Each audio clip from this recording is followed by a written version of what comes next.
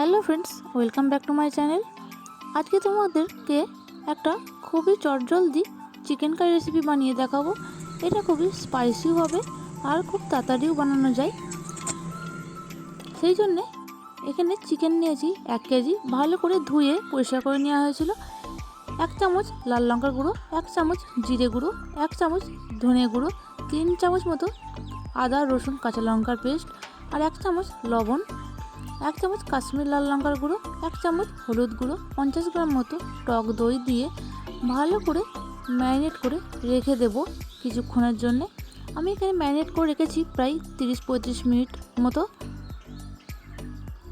আমি এখানে আগে বলতে ভুলে গেছি, এখানে আমি আরও একটা ছোট পেঁয়াজ কুচি ব্যবহার করেছিলাম আর 3 টেবিল চামচ মতো তেলও ব্যবহার করেছিলাম। এখানে সরষের তেল সাদা তেল যে কোনো ব্যবহার করতে হবে, সেটা তোমাদের মর্জি।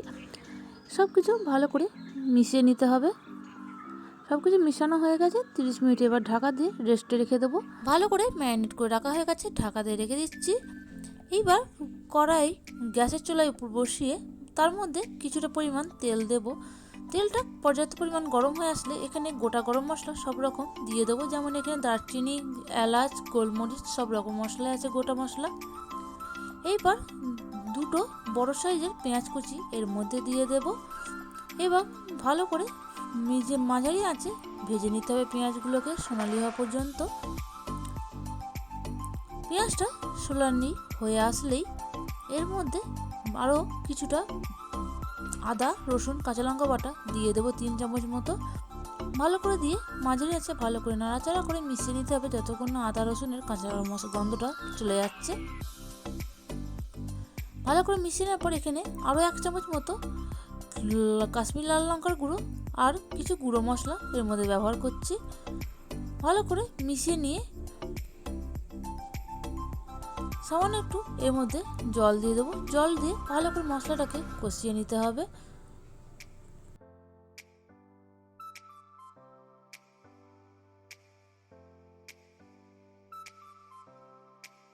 মশলাটা ভালো মতো কষানো হয়ে গেলে এখানে 1 পিস টমেটো কুচি ব্যবহার করব। টমেটো কুচি দিয়ে মাঝারি আছে ভালো করে আবার মশলার সঙ্গে ভালো করে কষিয়ে নিতে হবে। ভালো করে কষানোর জন্য টমেটোটা যাতে তাড়াতাড়ি একটু নরম হয়ে যায়, সেই জন্য এখানে আমি 1/2 চামচ মতো লবণ ব্যবহার করলাম। লবণটা দিয়ে ভালো করে মাঝারি আছে মিশিয়ে নিচ্ছি।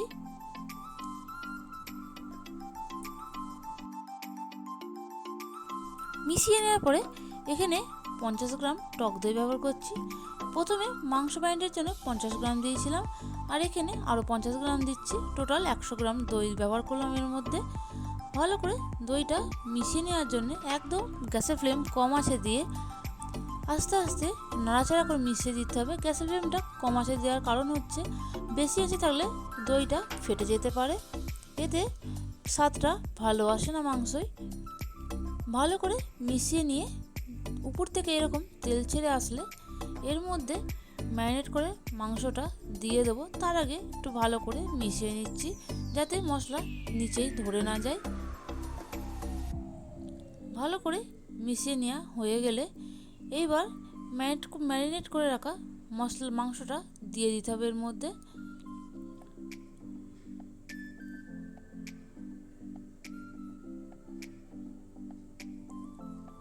ম্যারিনেট করা মাংস দিয়ে ভালো করে নাড়াচাড়া করে মিশিয়ে নেবো মাঝারি আঁচে।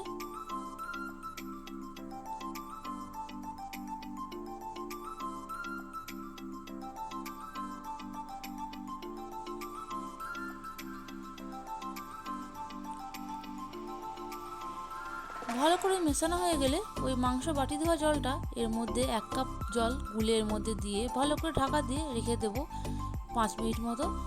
5 মিনিট পরে ঢাকা খুলে আবার একটু মিশিয়ে নেব।